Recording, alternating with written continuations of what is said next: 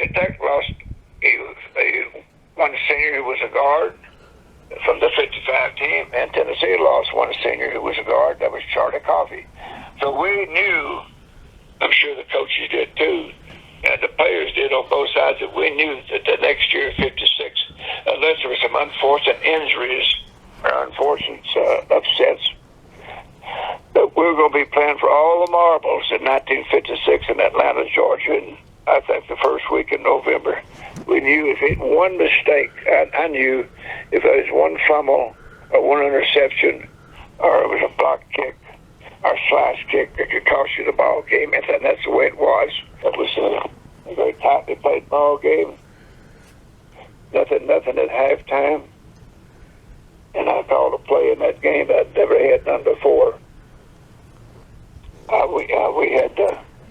We were back about in the second quarter, back about our 15-yard line.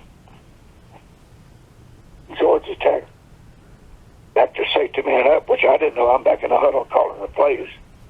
Tailbacks call the plays in the single wing. T formation, the quarterbacks call the play in the T formation. So we call the plays. He didn't have any free substitution. Played both ways. You could only substitute one player per play. And you could only substitute yourself one time a quarter. So you had to play a lot of football, and coach had to, head coach, Coach White, Coach Cavago drilled me very carefully about calling plays.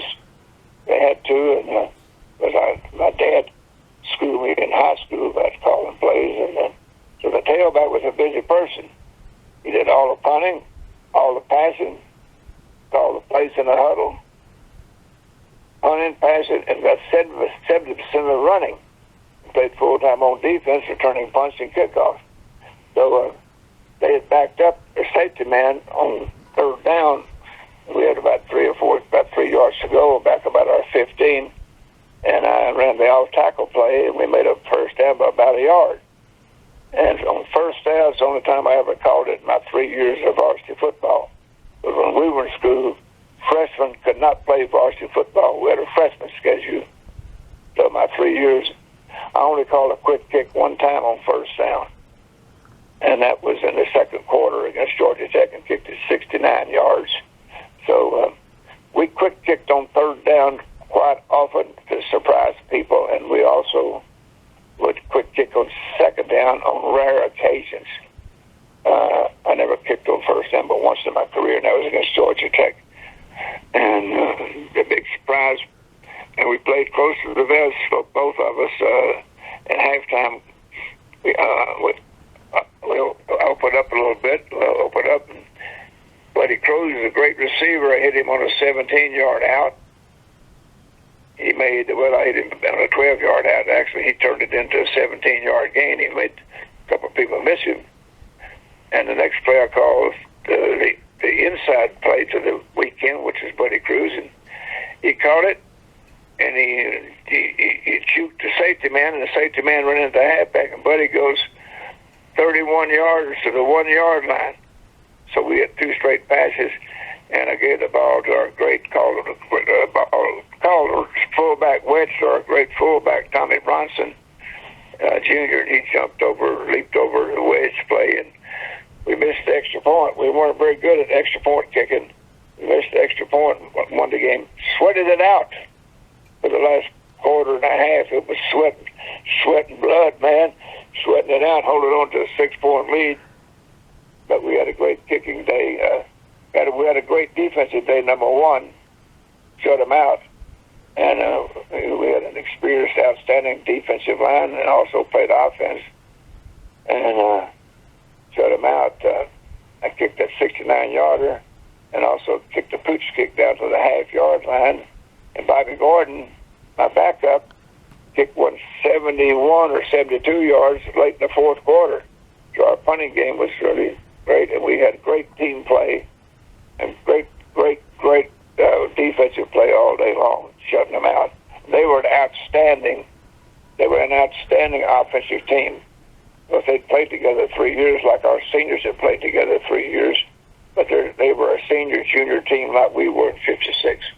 It was Sports Illustrated, for your information, I don't know whether you can Google it or not, but it's a fact because I've got it in my clip. I've got it in my historical file somewhere.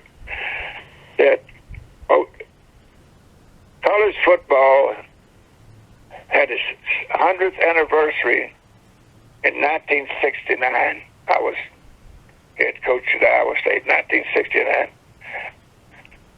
The first legalized game, I guess you'd call it, or recognized college football game was played in 1869 between Rutgers and Princeton. So that was the 100th year, and all the teams, particularly all the major college teams, we wore a decal. It was shaped like a football on our helmets. Well, we didn't. We played in 57. I'm talking about our teams did. I was head coach. All over the country, all had the same sticker on the side of our helmets, 100 years college football. Sports Illustrated came out with a special issue, don't know what month it was, celebrating 100 years of college football. They picked the 10 top games in the nation's history for the first 100 years. And as we all know, objectively, that's impossible to do. But I guess the word would be subjectively, they did it. And we were picked, Georgia Tech, Tennessee, 1956 was picked as the second greatest game in football history in the first 100 years. That's been there, and they mentioned Bowden White and Bobby Dodd, the two head coaches, the score of the game and the highlights of the game, and it mentioned Paul Rotenberry, halfback at Georgia Tech, and Johnny Majors, tailback at Tennessee, as the players of the game. But to my opinion, all 11 of our players were the players of the game. I'm a team player. I always have been, and we had a great team, and I was very fortunate to play on that team. And we also had some good backups that year. We had some people that could come around, and we didn't have to play 60 minutes any. We had we had a good second team. We played about 2/3 of the game, and then the second team would play about 1/3 of the game. So that's pretty well that about 5th, 6th team, but it was a team effort. We pulled together. We'd gone through a few rough spots the first 2 games of our junior year, and then we started winning and only lost one more regular season game the next 18 games. And pulled together. We had great coaching. And Bowden White was one of the great coaches of all time. He's a Hall of Fame coach. Bobby Dodd is a Hall of Fame coach.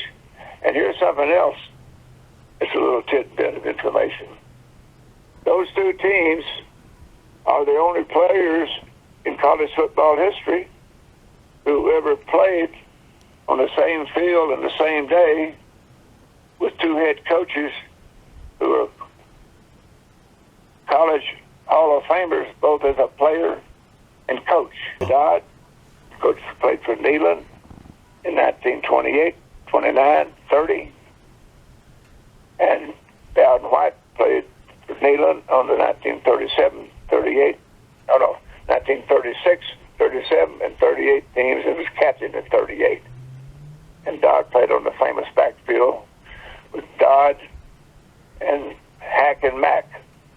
Buddy Hackman, the wingback, and Gene McEver, the tailback. He was Mack, and Hack was Hackman,